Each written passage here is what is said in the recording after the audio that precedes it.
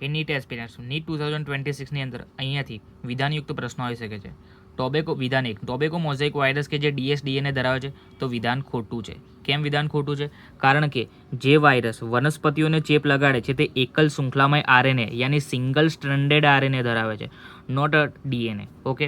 વિધાન 2 પ્રોટીન આવરણને કેપ્સિડ કહે છે. તે કેપ્સોમિયર એકમ કહેવાતા એકમોનો નાના ઉપેકમોનું બનેલું છે. બરોબર. આ પણ વિધાન સાચું છે, જે એનસીઆરટીની બેઠી લાઈન છે. બરોબર. એક બીજો પ્રશ્ન, કયો વાહક કે જેના દ્વારા ચેતાકીય રોગો જોવા મળે છે તથા તે અસામાન્ય ગડીમય પ્રોટીનનું બનેલું છે?